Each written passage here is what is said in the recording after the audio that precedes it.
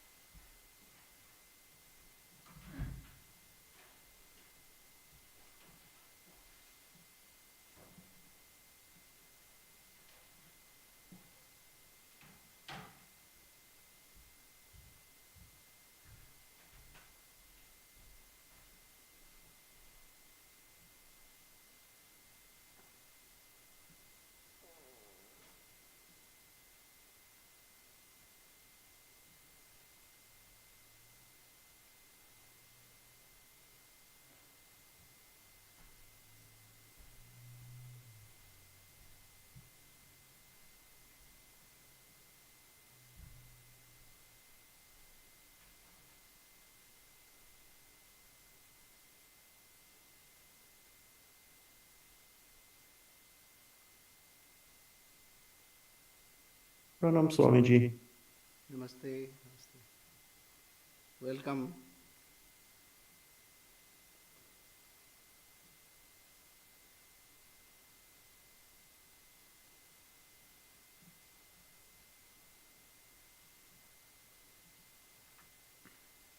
Our time.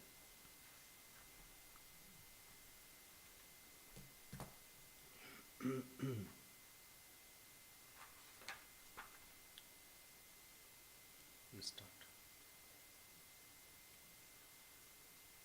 Sri Gurubhyo Namaha Harihi Om. Sahana Bhavatu Sahanu Bhunaktu Sahaviryam Karvavahai Tejasvinavadhitamastu ma vidvishavahai. Om Shanti Shanti Shanti Hari Om. Asato ma sadgamaya tamaso ma jyotirgamaya mrityurma amritam gamaya avirāvirmayedhi. Om Shanti Shanti Shanti Hari Om. May we be protected, may we be nourished, may we strive with energy and vigor, may our study be enlightening and not give rise to hostility. Om peace, peace, peace. Lead us to truth and not to untruth. Lead us to enlightenment and not ignorance. Lead us to immortality and not death. Let the self-manifest Atman grow in me. Om peace, peace, peace.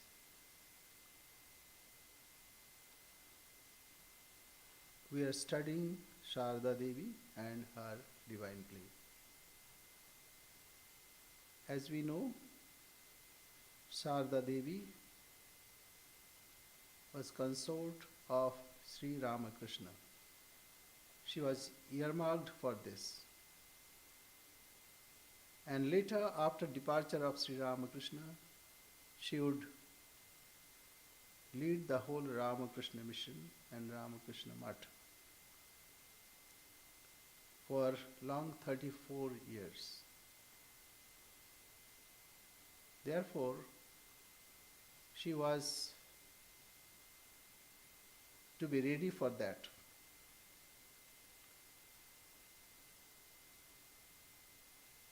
An incarnation gives a direction, orientation.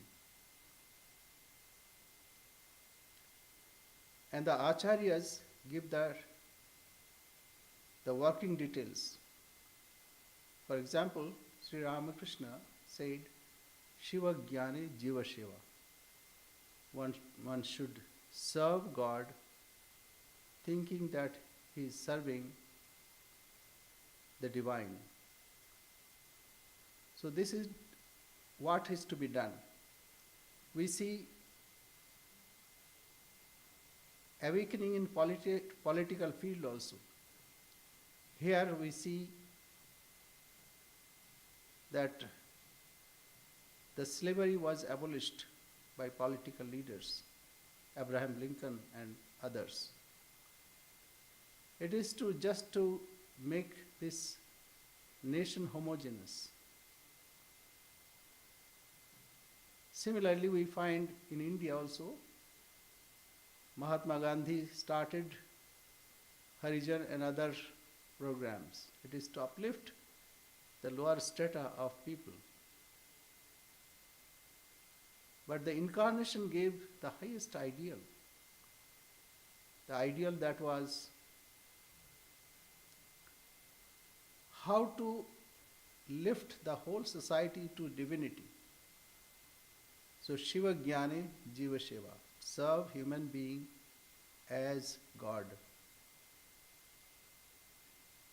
So not only political, not only social, but it is to lift the whole humanity for their supreme goal. So this is very important. So Sri Ramakrishna gave the direction. Then Saarada Devi encouraged that, and Swami Vivekananda, the Acharya, gave the working details, and the Ramakrishna Math and Mission in the whole world are working on this line. Therefore, for this great responsibility that the whole humanity is to be waken up, Sri Ramakrishna wanted to have a help, and that was Sri Saarada Devi. Saarada Devi came for the lifting and also helping Sri Ramakrishna, not lifting, helping Sri Ramakrishna in his work of lifting the whole society to the divinity. So we find she was discouraged because she was ill on the roadside. She thought she will not survive. But the Divine Mother came and said, no, you will be all right. So what is the point? The point is Sri Saarada Devi was helpmate of Sri Ramakrishna, and she was to get ready for that. And that is why what happened, we see when dawn or new morning comes, we see the reddish dawn. That means we can see the sign and symptoms of a new day. Similarly, the incidents that we see in the life of Sri Saarada Devi indicates that, how she was getting ready and she was being prepared for that, the greatest challenge. So with this introduction, we'll go forward. Paul? Yep. Is the volume good, Swami? Many years later. Right. No, is the volume of the voice? Yes, okay. All right. Many years later, Sharda told the same story with more detail. Once when I was young, I was traveling to Dakshineshwar. On the way, I was seized with high fever. I was lying unconscious when I saw a girl with a very black complexion and feet covered with dust enter my room and sit by my bedside. She began to stroke my head. Noticing that the girl's feet were covered with dust, I asked, "Mother, didn't anybody give you water to wash your feet?" She replied, "No, mother, I shall be leaving right now. I have come to see you. Why do you fear? You will get well." From the next day, I gradually recovered. The next morning, Ramachandra found that his daughter's fever had subsided. He thought it would be better to continue on slowly rather than to stay in the inn. Encouraged by her vision, Sharda eagerly agreed. Luckily, after walking a short distance, they found a palanquin for her. Her fever returned, but it was not as severe as on the previous day, so she said nothing about it. They arrived at Baidyabati and then took a boat to Dakshineshwar. Sharda, her father, and the other women reached the temple garden at 9 o'clock that evening. As Sharda alighted from the boat, she heard the master say to Hriday, "O Hriday, this is her first visit. I hope the hour is auspicious." The master's first words, laden with tenderness, were to encourage Sharda to go straight to his room. Her companions waited outside. Yeah, so As soon as Sri Ramakrishna was not passive, rather welcoming and also full of love.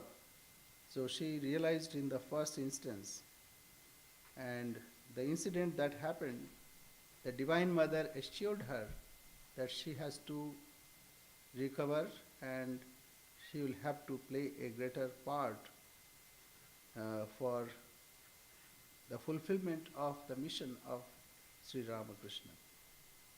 So anyway, yeah, go ahead. as soon as the master saw Sharda, he said, "So you have come. Very good. I am very happy." He then told someone, "Spread a mat for her on the floor." She and her father sat on the mat. When the master heard that she was ill, he expressed his concern. In an apologetic tone, he said, "You have come so late. Alas, my matur is no longer alive to look after you. With his death, I feel as if I have lost my right arm." After that introductory conversation, Sharda wanted to go to the Nahabat, the concert tower, where her mother-in-law was staying. The master said, "Oh no, stay in my room. It will be inconvenient for the physician to see you there." It was almost 10 o'clock at night and dinner was over. There was no cooked food available.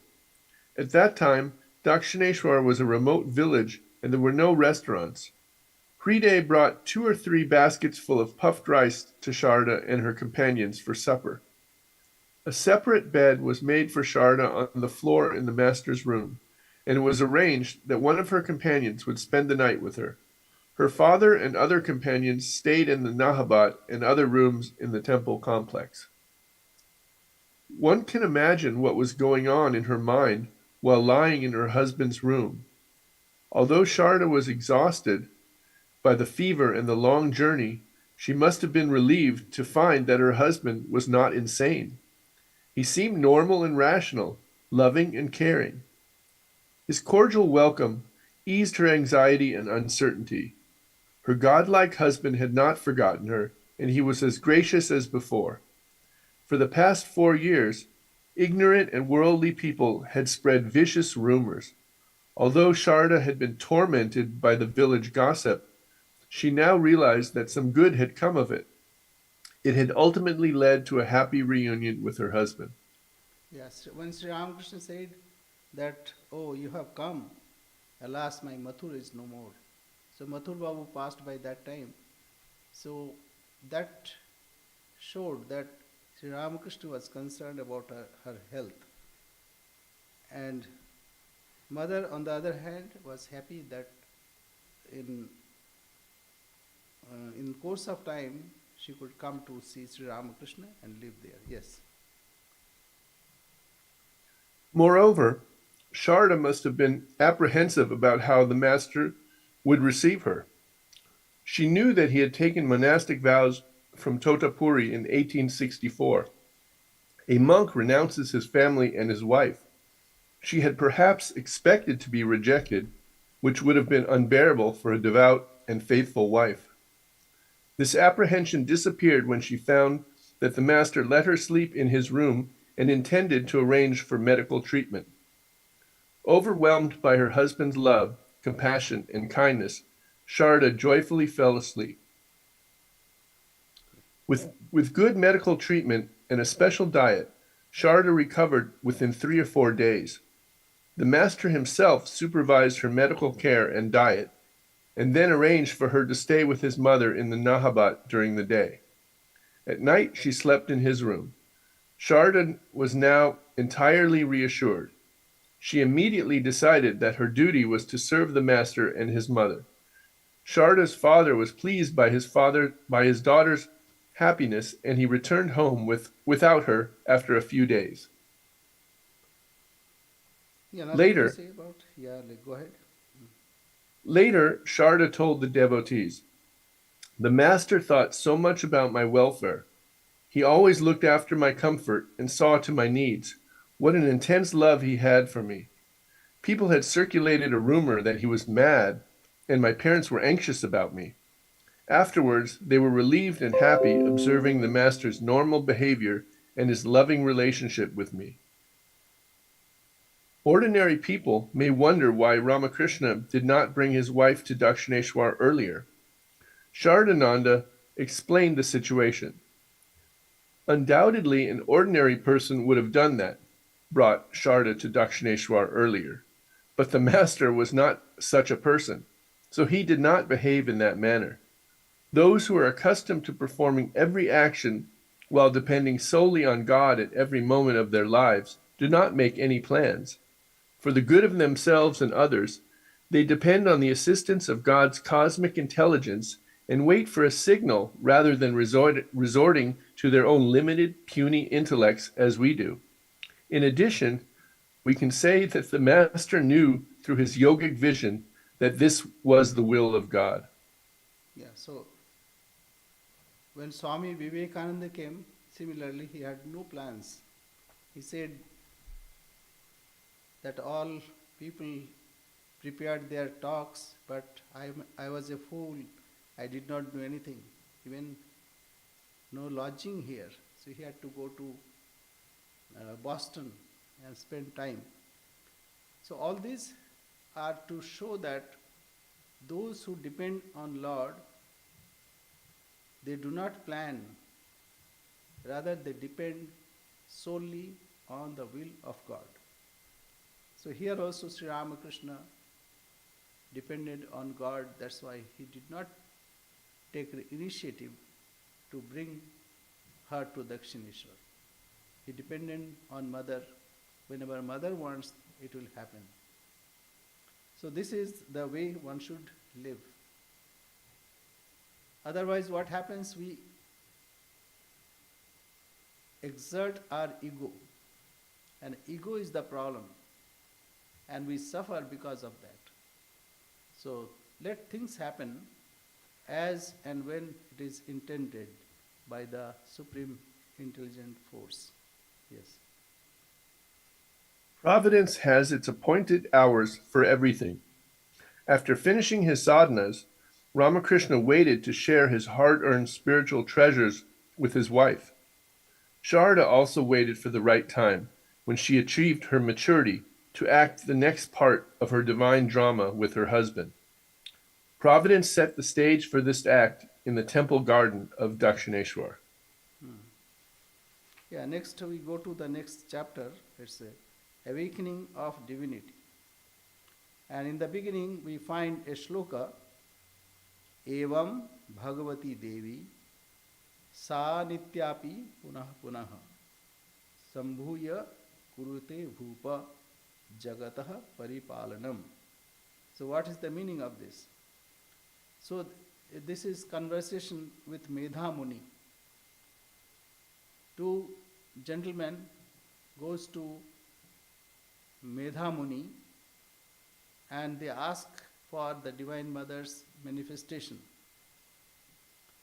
So he says, O King, the Supreme Goddess, although eternal, manifests herself again and again for the protection of the worlds. So, Bhagavati Devi, Evam Sa Bhagavati Devi. Bhagavati, what kind of Bhagavati? Nitya. Nitya means eternal.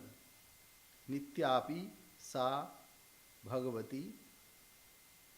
Sambhuya Punah Punah. Again and again she manifests herself.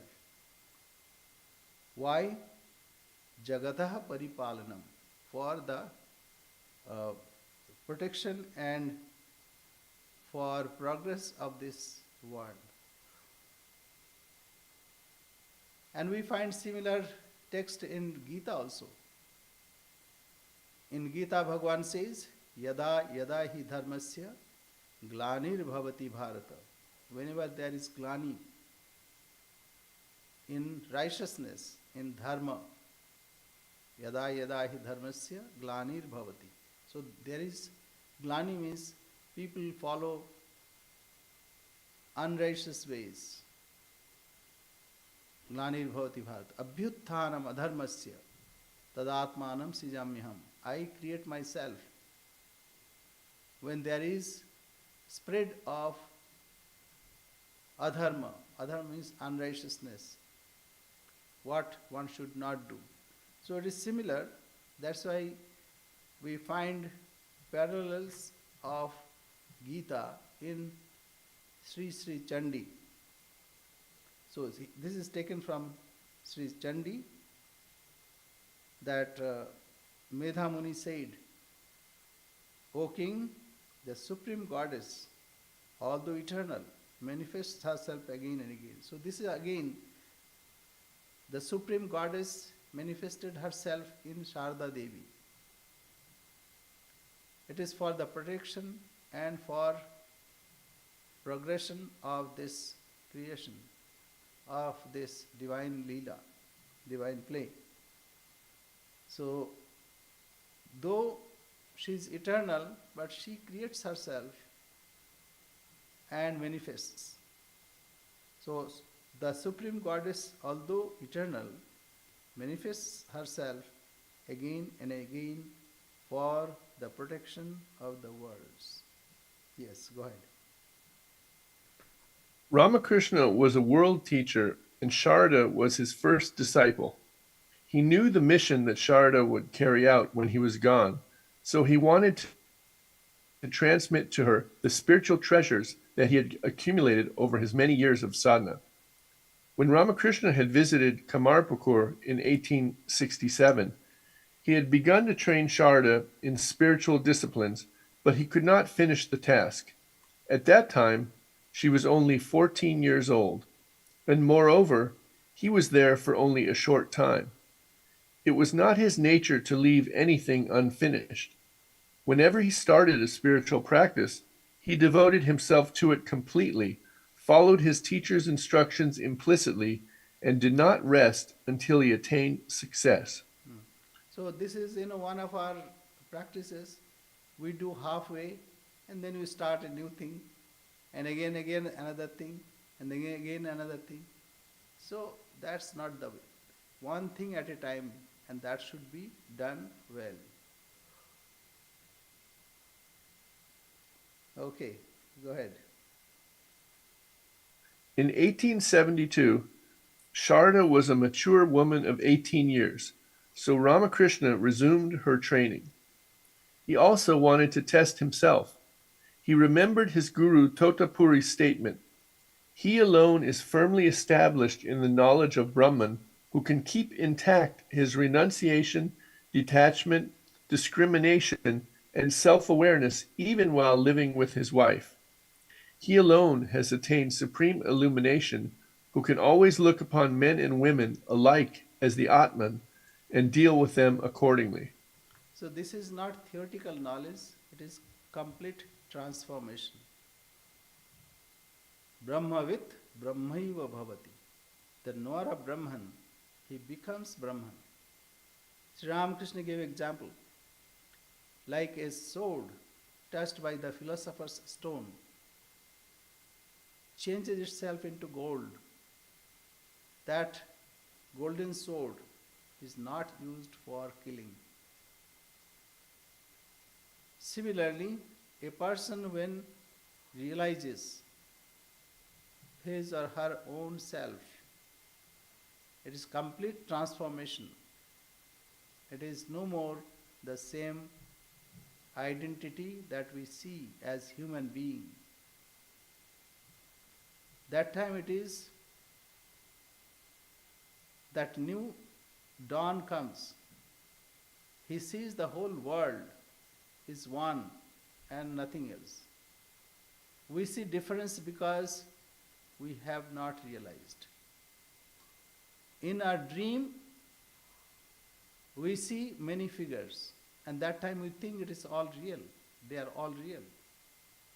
But when we wake up, we never worry about them.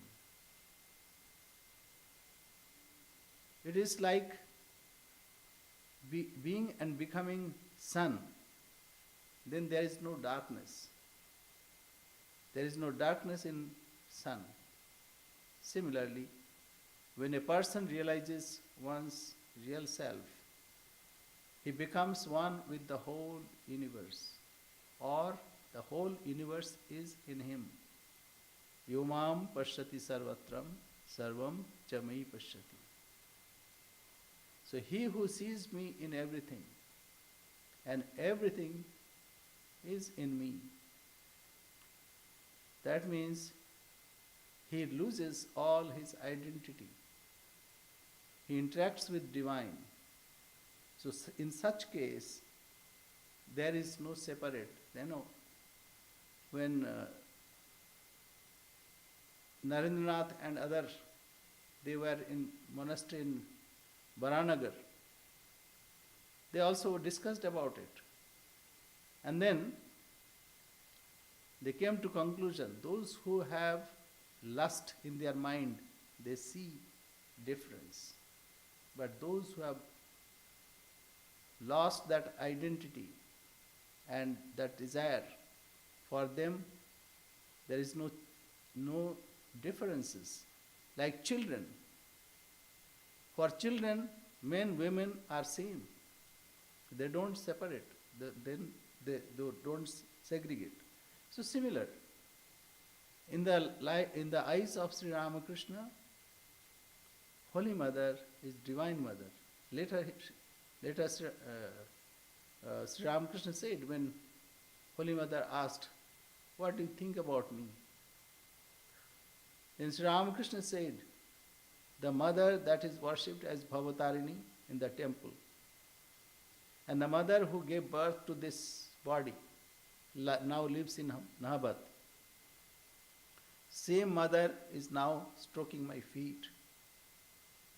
So this is not story. This is what Sri Ramakrishna realized. And that is why the whole change was there.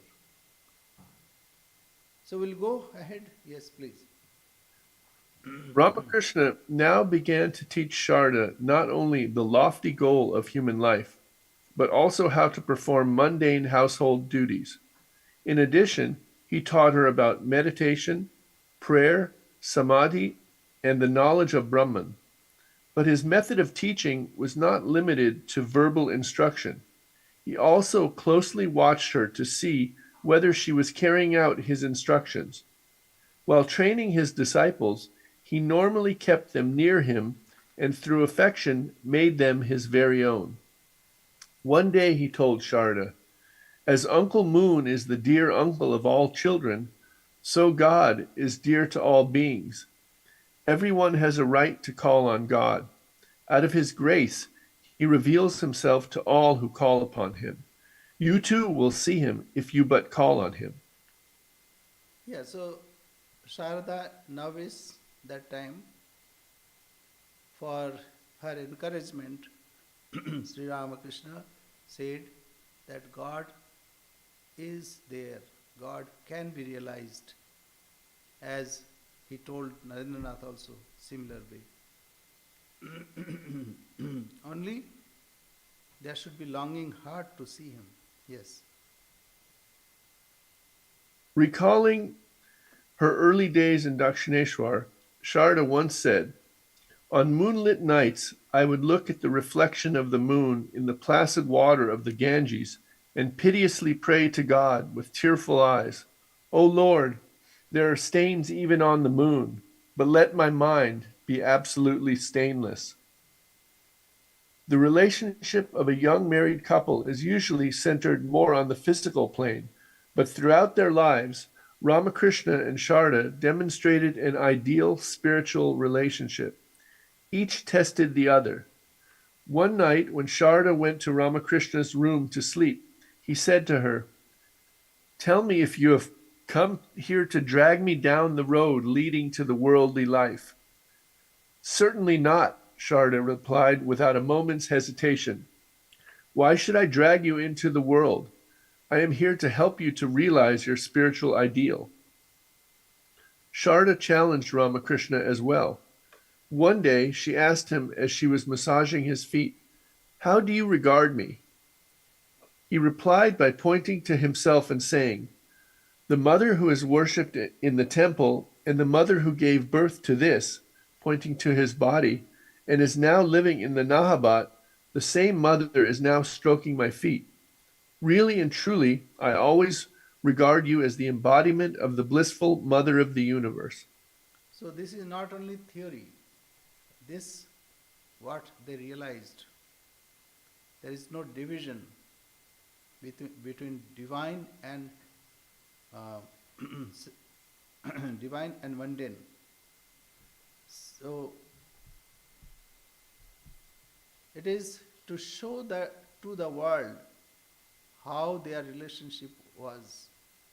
This is the way. It is like in a drama, one asks a question, another answers. Similar. So that's why it is a divine play. Yes. Um, the Master's experience is supported by the scriptures. "O Goddess, you are the embodiment of knowledge, and you are manifest in all higher and lower forms of conceptual knowledge. You are embodied in every woman in the world. O Mother, you alone are present everywhere in this universe, pervading everything. You are incomparable and beyond expression. Who can describe your infinite glories by singing hymns?" Chandi 11:6. Rama, Ramakrishna was firmly established in truth. Now he decided to use his relationship with his wife to test his purity and spiritual integrity. Swami Shardananda described the master's deliberations. One night, as he watched Sharda lying asleep beside him, the master began to discriminate, addressing his own mind. "O my mind, this is the body of a woman. Men look on it as an object of great enjoyment, and they always lust after it. But if one possesses this body, one must remain confined within the flesh. One can't realize God.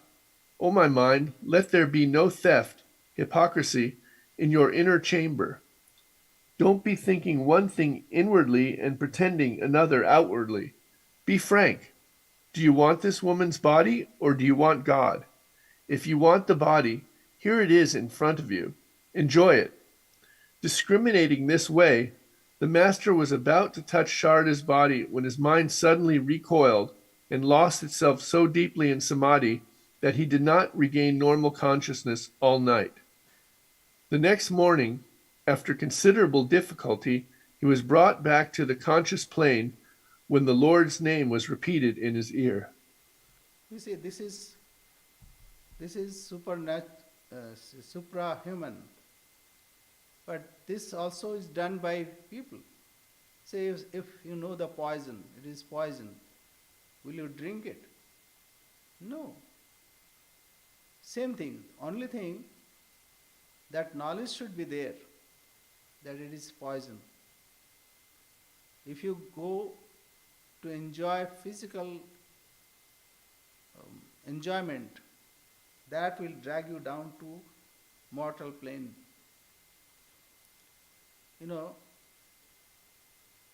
There is a story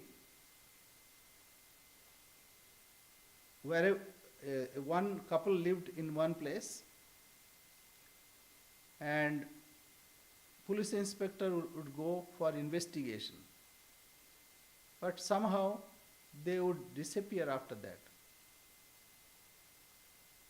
And that couple would display various dolls in exhibition. And they would be acclaimed for that. So one police officer goes there and he says, I have come here because my predecessor disappeared after coming to your place. So he said, he came, but I don't know about it. So he said, how you make all these dolls? He saw exact replica of those dolls, but very small size. And it started moving also. But that lady says, oh, you have become a notorious. And then she scolds to those dolls. After that, that man says that, I have a stone. If you hold it and go to my room, you look exactly like me. So that lady goes up stairs, and this man says, if you don't believe, you take this stone and go there. And he holds this and he goes there. And he looks exactly like that. And then he wanted to enjoy that lady, and then he becomes also like small doll. So this happens when a person wants to enjoy this world, he becomes a small. Mrittu sa mrittum gacchati ya iha naneva pashyati. Who he sees many and who he sees the objects of enjoyment here. So Sri Ramakrishna knew this. Only thing why other people cannot, because they have no knowledge that it is poison. So this is the difference. Yes. During the prime of her youth, Sharda slept in a bed next to her husband's for 8 months. Her mind, like her husband's, constantly soared to a higher plane, and she never had any desire for physical pleasure. Such events are unheard of in the lives of other great religious teachers. Many years later, referring to his wife's innate purity, Ramakrishna said to a disciple, if she had not been so pure, and if she had lost her self-control and made demands on me, who knows? Perhaps my self-control would have given way. Perhaps I would have come down to the physical plane. After I married, I implored the Divine Mother, O Mother, eradicate lust completely from my wife's mind. While living with her at that time, I realized that the Mother had truly granted my prayer. So that's the greater plan. So Mother, Sri Ramakrishna should pray to Mother and Mother should grant it. Okay, yes, go ahead. It is wonderful to hear about the human play of divine beings in this world. Their minds may dwell in the transcendental plane, but they behave like the rest of us. Monks look at women as daughters, sisters, or mothers, but not as wives. Although Ramakrishna had a wife, it was not possible for him to maintain any kind of worldly relationship with her. For him, all women were manifestations of the Divine Mother, and he never deviated from that attitude all through his life. After repeated tests, Ramakrishna became convinced of Sharda's absolute purity, and he now became eager to awaken her in innate divinity. Purity and renunciation are the two wings of spiritual life. They help spiritual aspirants reach their destination. Christ said, "Blessed are the pure in heart, for they shall see God." So we have heard this many times, but one has to see the purity. Purity in the life of Mother, purity in the life of Sri Ramakrishna. And not only to see, we have to inculcate this purity. Even to conceive this, it's not commonplace. It's very difficult to understand this. First, we have to hear, and we have to try to remove all the obstacles, or rather, we can say this way, we have to cultivate this so that all the obstacles drops away. As we go eastward, west remains, or west drops away from us. So this is the purity of character. Strength is in purity. Strength is in character.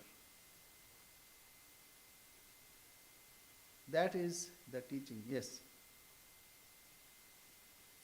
Shodashi Puja.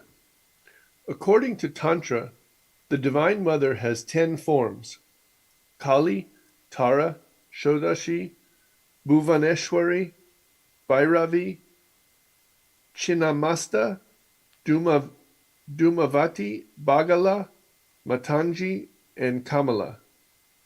Shodashi is also called Raj, Raj, Rajeshwari. Rajrajeshwari and Tripura Sundari.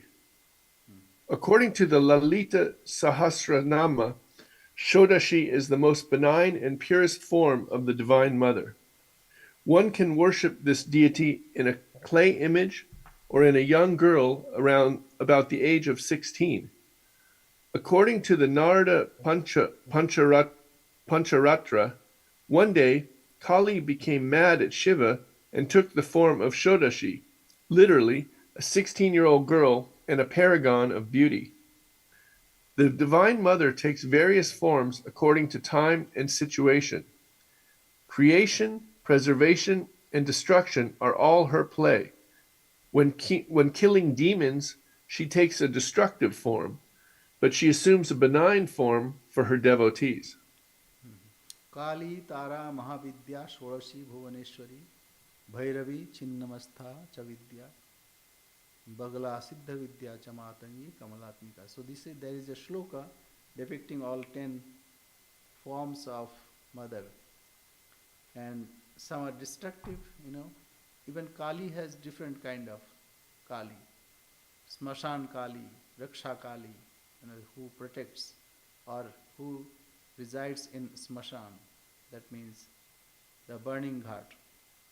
So all various forms in Tantra, the elaboration is there. But here, the story comes to Shodashi, 16 years old woman. Yes. On 5th June 1872, the night of Falaharini Kali Puja, Ramakrishna worshipped Shodashi, the third form of the Divine Mother, in Saarada. Years before, he had begun his sadhana by worshipping Adya Shakti, or the primordial power, in the image of Bhavatarini Kali of Dakshineshwar. Finally, on that new moon night in 1872, he worshipped the same Adyashakti in the living form of Saarada. Thus he completed his sadhana by offering to her the results of all his spiritual practices. In Durga Puja also we offer worship to the Divine Mother Durga in that form of Durga. And on 8th day, we worship her in a Kumari. We call it Kumari Puja. That means a young girl, unmarried young girl of 8 or 9 or 10. So that's Kumari Puja. That's also a kind of ritual. All the objective of this kind of rituals are to establish oneself in the divinity of the power, the Divine Mother. Divine Mother resides in all women, and that is how it is practiced in Bengal. So, in the same line, Sri Ramakrishna worshipped Mother Saarada Devi. Yes. And he offered all his fruits of sadhana, that means his aspiration or whatever spiritual effort that he put to. The result of all those he offered at the feet of Mother. Yes. This important event awakened Sharda's divinity, manifested his own spiritual relationship with Sharda, and made clear the role she would play in the future. By performing the Shodashi Puja, Ramakrishna signified that the Adya Shakti had taken form as Saarada Devi. When Sharda was worshipped as Shodashi, she was 18 years old, in the prime of her youth. The scriptures do not require that the girl who participates in this worship be exactly 16 years old, but she should be young and beautiful. The short meditation mantra of the goddess Shodashi is, Swami? Palarka Mandala. So, Sri Ramakrishna invoked the Divine Mother in Saarada Devi for the emancipation of this world.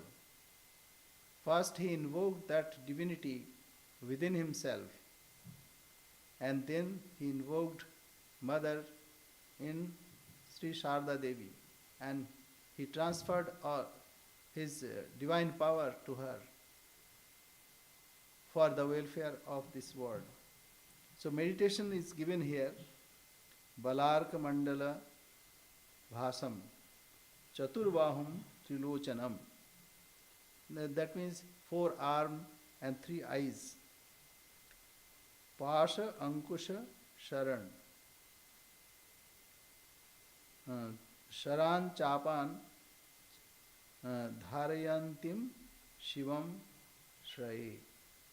The form of Shodashi, the beloved of Shiva, is crimson like the rising sun. She was 4-armed. 4 arms. She has 4 arms, 3 eyes. 3 eyes means one is used for seeing this world, the gross. One is subtle, and one for seeing the causal. So 3 eyes. And she holds 4 weapons, noose, gourd, arrows, and bow in her 4 hands.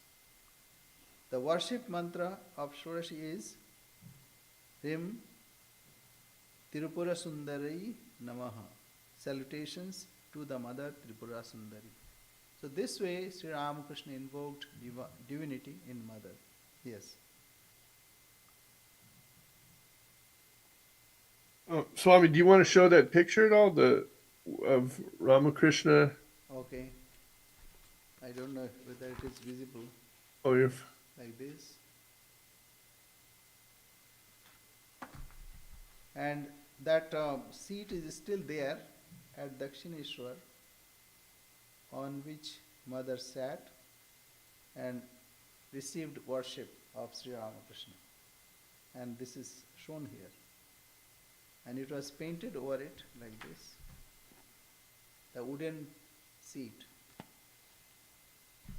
Yes, go ahead. Swami Shardananda described the occasion. It was the new moon night, an auspicious occasion for the Phalaharini Kali Puja. This special festival is also observed in the Kali temple of Dakshineshwar.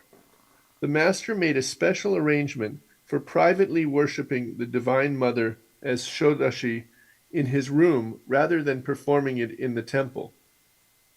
At the right side of the worshipper's seat, a low wooden seat, beautifully painted with rice powder pigment, was placed for the goddess to sit on during the worship. The sun had set and the new moon night arrived in a veil of deep darkness.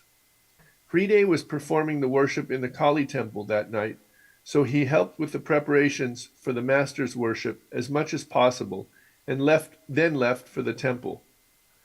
After the priest Dinu had finished the evening worship service in the Radha Govinda temple, he came to help the master prepare for the worship, and then he left. It was 9 o'clock in the evening when the preparations for the mystical worship were complete. The master had sent a message to Sharda beforehand to be present during the worship, and now she arrived in the master's room. The master sat for worship. So The all master, this is to set the stage and how everything was arranged. It is like divine plan. Otherwise, it was not possible. How mother came and sat on the seat, given seat, and Dinu also left, and Hriday also left. So the worshipper and worshipped two were there. Yes. the master finished the preliminaries and sanctified the articles of worship by repeating the mantras. He then beckoned Sharda to sit on the decorated wooden seat.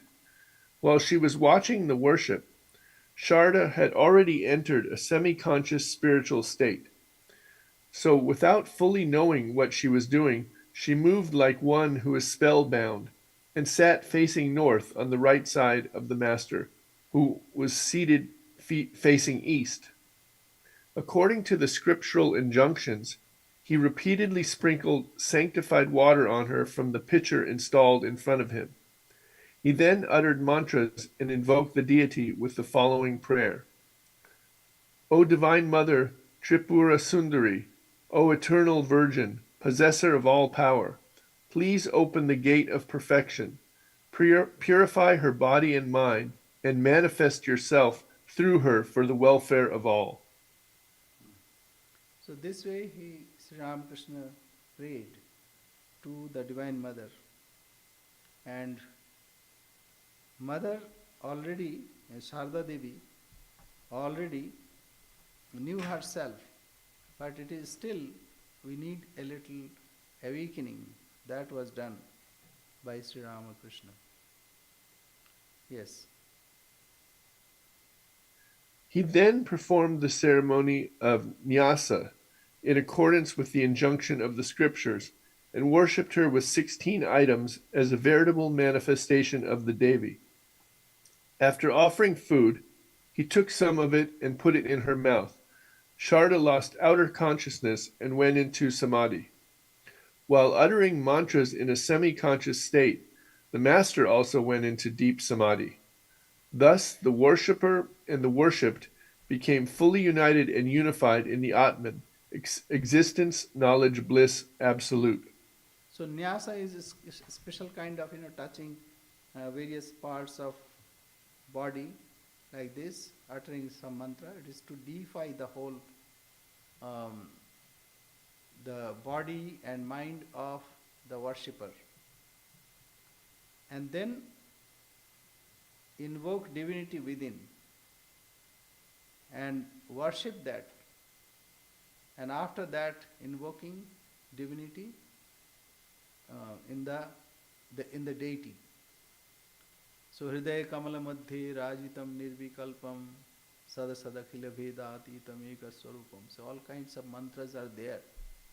So first cleansing, lots of cleansings are there. Cleansing of seed, cleansing of mantra, cleansing of the worship items, etc. After cleansing, then the purification by pranayama. After that, the divinity is invoked within, and then various nyasas are there. The nyasa means touching of various body part, uttering some mantra. So, this way, the worshipper becomes divine, and then he invokes divinity in the worshipped, and then he worships. After the puja is over, you can see how the Sanghar Mudra is taken and it is breathed in, and then the flower is thrown away. So this way it is an exercise by which the worshipper deifies himself and also the worshipped. So here it happened the same way. Yes, go ahead. Some time passed in this way. It was long after midnight when the master gradually regained partial consciousness of the world. In that semi-conscious state, he offered himself to the Devi, manifest in the person of Sharda, and then forever surrendered at her feet himself, the results of his sadhanas, his rosary, and everything else. He then bowed down to her with this prayer: O consort of Shiva, the most auspicious of all auspicious beings, O doer of all actions, O refuge of all, O three-eyed goddess of golden complexion, O power of Narayana, I salute you again and again. The So, worship in all women, it is the Divine Mother who lives. The Divine Mother lives in all women. And one has to regard all women in that way. Sri Ramakrishna taught to this modern world, it never happened that a person worshipped his own wife in this way, invoking goddess in her. So it's a unique thing that happened, and that's why this world we see so much of awakening everywhere, and especially in women.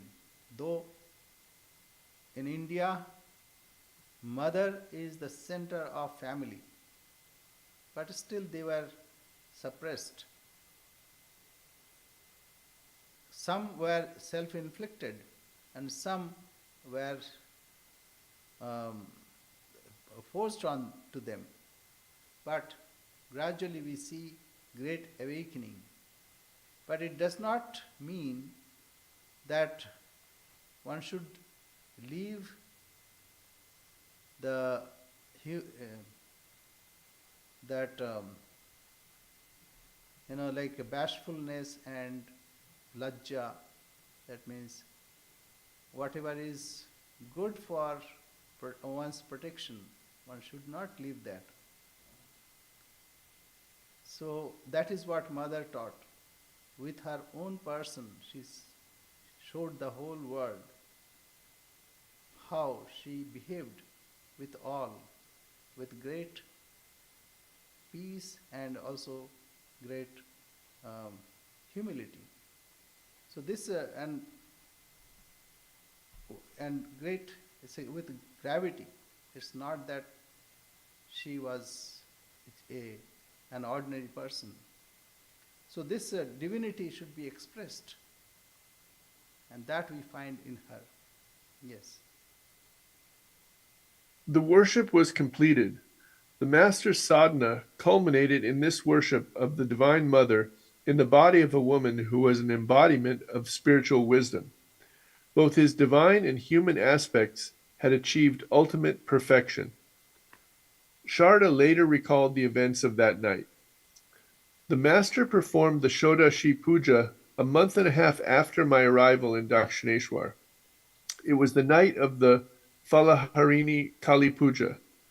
People were excited by the festive singing and music in the temple. At about 9 at night, he sent for me to come to his room. Hride had made all the necessary arrangements for the worship. Dinu, one of the master's distant nephews, picked the flowers and bell leaves for the worship. The master was alone in the room. He asked me to sit on a low wooden seat. I sat facing the jar of Ganges water, which was in the northwestern corner of the room. The master sat near the western door facing eastward. All the doors were closed. The article the articles for worship were to my right. First he painted my feet with alta, a red dye, put vermilion on my forehead, and clad me in a new cloth. He then fed me with sweets and a betel roll. I saw him doing all this, but had no desire to utter a word. I was in an ecstatic state and completely oblivious to the external world. Hence, I did not know exactly how the worship proceeded. Finally, I bowed down to him mentally and returned to the Nahabat. So Holy Mother also knew her own real self, and she was in ecstatic mode, and that's why she did not object to that. Otherwise, it is impossible to think about it in Bengal. Husbands are considered as God, and wives are supporting. So, but this is unique. It is, and also, see, in one way, Sri Ramakrishna has realized his own self, and he was about 25 years old, and husband. So, all these three, with all these, he is worshipping his own wife. It is unthinkable at any time. In Bengal, maybe in India, it is not thinkable that way. This is unique in the history of mankind, and it is for the good of all. So, time is up, so we'll say our prayer. Om Purnamada Purnamidam Purnat Purnamudachyate Purnasya Purnamadaya Purnamevavashishyate. Om Shanti Shanti Shanti. Hari Om Tassat. Sri Ramakrishna Arpanamastu.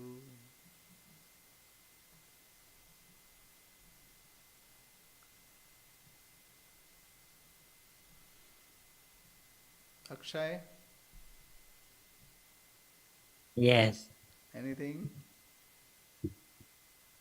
like once I told about this to someone, but they started mocking Sri Ramakrishna. You know, two ways to see this.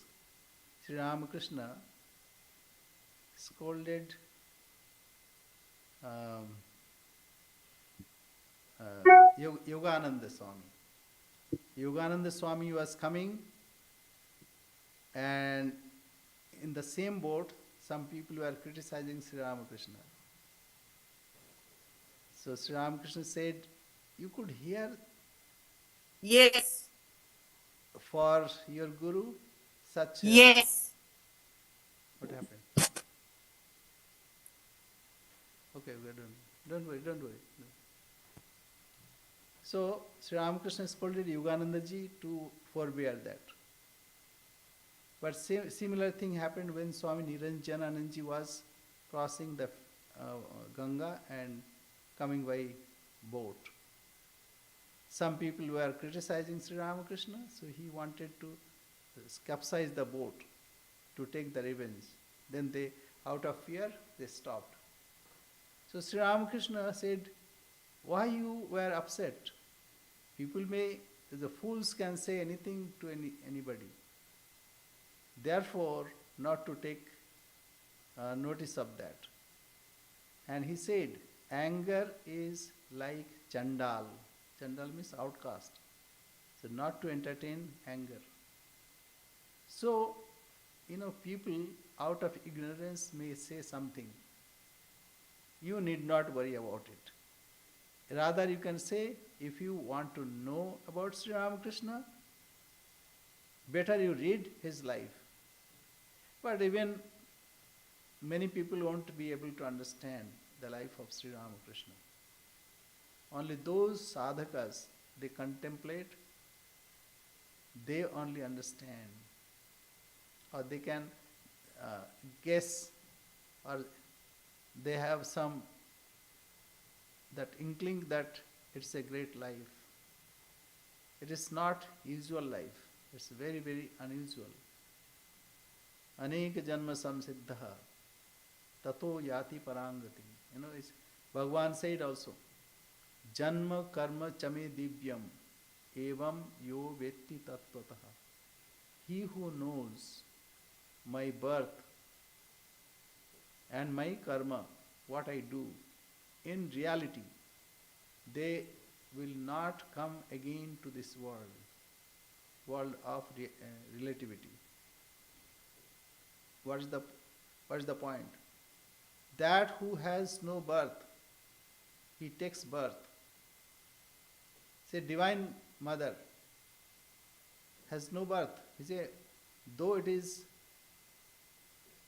um, infinity, mother is infinite, but still she takes birth.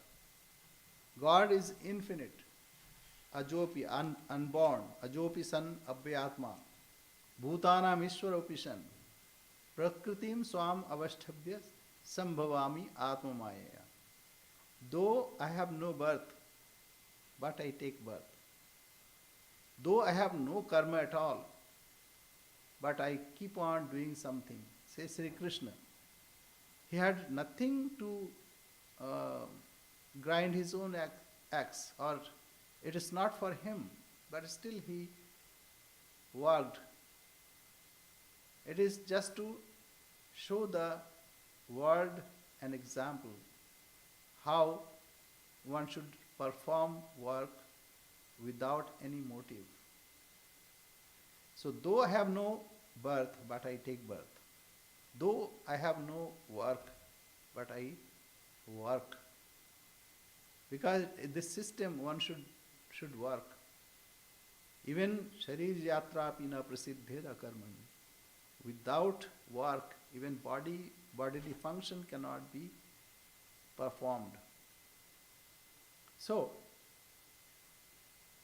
people of high caliber, they can understand what is an incarnation. Ordinary people may not understand. Therefore, not to worry about them. Whatever, if someone criticizes, let them criticize. Even that's also a way of worshipping. You know, Shishupal or Jai Vijay. Jai Vijay was given option. God said, because you were cursed, you will have to born in the world. But if you are inimical, then it's only 3 births. If you are inimical to me, then you are only 3 births. But if you are friendly to me, then 7 births. That's why they chose to be enemy of God. So Ravana and Hiranyaksha, Hiranyakashipu, and Ravana and